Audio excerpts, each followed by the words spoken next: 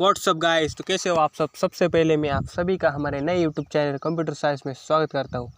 इस सी लैंग्वेज के ट्यूटोरियल में हमने अब तक पिछले वीडियो में मतलब पार्ट 1 में हमने ऑपरेटर्स को शुरुआत की थी। वो वीडियो लंबा हो जाए इसलिए हमने दो पार्ट्स बनाए थे। उसमें फर्स्ट पार्ट में हमने असाइनमेंट ऑपरेटर, रिलेशनल ऑपरेटर और लॉजिकल ऑपरेटर पढ़ लिए फ्रेंड्स।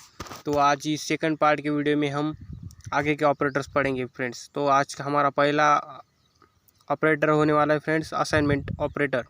तो असाइनमेंट ऑपरेटर किस लिए यूज़ किया जाता है। C supports assignment operator called short hand assignment. Short hand assignment operator assigns LHS equal to RHS। तो असाइनमेंट ऑपरेटर बहुत ही आसान टॉपिक है फ्रेंड्स। जैसे कि हमने मैथ्स में कई जगहों पर LHS equal to RHS proof किया था, जिसी को असाइनमेंट कहा जाता है। तो वही हमारे सी प्रोग्रामिंग में भी असाइनमेंट ऑपरेटर है, मतलब LHS इक्वल टू RHS दिखाने को ही असाइनमेंट कहा जाता है। तो हमारे पास 10 असाइनमेंट ऑपरेटर्स है friends, equal to, plus equal to, minus equal to. अब यही यूज़ कैसे होते हैं फ्रेंड्स। प्लस इक्वल टू मतलब सपोज A प्लस B है और A की वैल्यू 3 है और B की वैल्यू 5 है, तो 3 + 5 equal to 8।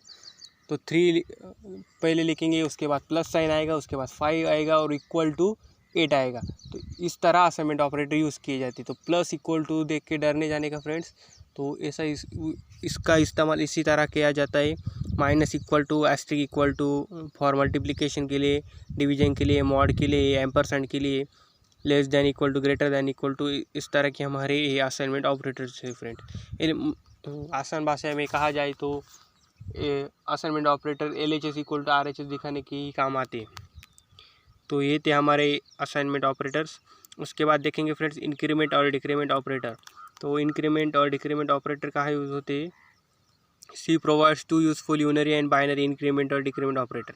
They are plus plus that is increment and minus minus decrement. तो इंक्रीमेंट और डिक्रीमेंट हमको पता है फ्रेंड्स। इंक्रीमेंट मतलब कुछ बढ़ाना, मतलब एडिशन होना, और डिक्रीमेंट मतलब कुछ घटाना, मतलब ही सब्ट्रैक्ट होना। तो वो यही दो हमारे पास ऑपरेटर है। जब हम प्लस प्लस यूज़ करते हैं तब इंक्रीमेंट 1 से होती है, और अगर तीन बार प्लस प्लस करें तो इंक्रीमेंट 2 से हो जाएगी, 4 से करेंगे तो 4 बार हो जाएगी। वैसे माइनस का भी फ्रेंड्स दो बार माइनस लिखेंगे तो डिक्रीमेंट होगी 1 से, 3 बार लिखेंगे तो फिर और डिक्रीमेंट होगी 2 से। They can be use by 2 वे। तो इंक्रीमेंट और डिक्रीमेंट भी के टाइप्स भी 2 प्रकार के होते हैं। एक तो पोस्ट इंक्रीमेंट होती है और एक तो पोस्ट डिक्रीमेंट होती है। मतलब अगर आगे से बढ़ाएंगे तो उसको प्रीफिक्स कहेंगे, पीछे से घटाएंगे या बढ़ाएंगे तो उसको पोस्ट फिक्स कहेंगे। तो prefix the operator is return before the operator. मतलब अगर हमें पहले इंक्रीमेंट करनी हो, प्रीफिक्स करनी हो, तो वहाँ पर हम ऑपरेटर पहले लिखेंगे, और पोस्ट में हम उस ऑपरेटर को पोस्ट है इसलिए बाद में लिखेंगे। यही डिफरेंस है friend. The increment and decrement before the value of operator is an expression. तो ये हो गया हमारा इंक्रीमेंट और डिक्रीमेंट ऑपरेटर। बहुत ही सिंपल टॉपिक है। उसके बाद नेक्स्ट हमारा ऑपरेटर है bitwise operator. During mathematical expression like addition, subtraction, division, multiplication, data converted to bit level which makes processing faster and save power. तो फ्रेंड्स हमें पता है कंप्यूटर को कोई लैंग्वेज आती नहीं है, इसलिए तो हम सी लैंग्वेज पढ़ रहे हैं। और वैसे ही हम कोई जो भी टाइप करते हो उसको पता नहीं हो चलता तो उसका कन्वर्ट बिटवाइज में करता है, बिट में करता है। तो उसी बिटवाइज की प्रोसेस को फास्ट करने के लिए बिटवाइज ऑपरेटर यूज़ होते हैं। तो bitwise operator is use for testing, setting और shifting the actual bits in byte और वर्ड्स। तो उसी बिटवाइज का कन्वर्ट बाइट्स में करने के लिए या वर्ड्स में करने के लिए बिटवाइज ऑपरेटर यूज़ होते हैं। हमारे बिटवाइज ऑपरेटर है फ्रेंड्स हाइपन है, पाइप को यूज़ किया जाता है। इसको कैरेट है, टाइल्ड है, less than, shift left operator, shift right operator है फ्रेंड्स। तो यही है हमारे बिटवाइज ऑपरेटर। तो हमें बिट को ट्रांसफ़र करने के लिए बिटवाइज ऑपरेटर का यूज़ किया जाता है फ्रेंड्स। देन नेक्स्ट हमारा ऑपरेटर है ternary operator, that is conditional operator. मतलब कोई कंडीशन को चेक करना हो, उसको चेक करने के बाद वहीं पर ख़त्म करना हो, तो वहाँ पर हम हमारा नेक्स्ट टर्नरी ऑपरेटर यूज़ करेंगे। तो ternary operator, conditional operator is a ternary operator. जहाँ भी कंडीशन चेक करनी हो वहाँ पर टर्नरी ऑपरेटर यूज़ किया जाता है। It is also called conditional operator. Conditional और ternary operator expression is return in the format of syntax.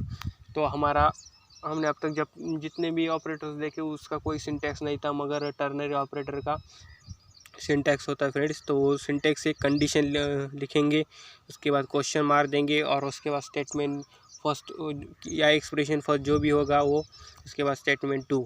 तो कंडीशन अगर ट्रू हुई तो स्टेटमेंट 1 होगा, कंडीशन फर्स्ट होगी तो स्टेटमेंट 2 हमारा दिखेगा वहाँ पर।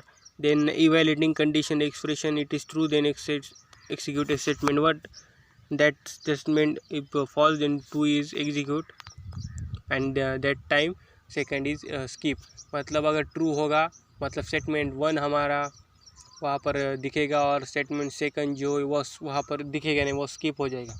अगर कंडीशन फॉल्स हो गई तो स्टेटमेंट सेकंड दिखेगा और स्टेटमेंट 1 वहाँ पर क्या हो जाएगा फ्रेंड्स, स्किप हो जाएगा। तो इस तरह यूज़ हो जाते हमारे ऑपरेटर। तो ये था हमारा second part of the operators. तो आपको बहुत पसंद आ गया वीडियो फ्रेंड्स। तो अगर पसंद आ गया वो तो ज़रूर लाइक और कमेंट्स कर देना और चैनल को भी सब्सक्राइब कर देना, ताकि मैं ऐसे बहुत सारे लैंग्वेज के ट्यूटोरियल आपको दे सकूं। तो थैंक्स फ्रेंड फॉर वॉचिंग।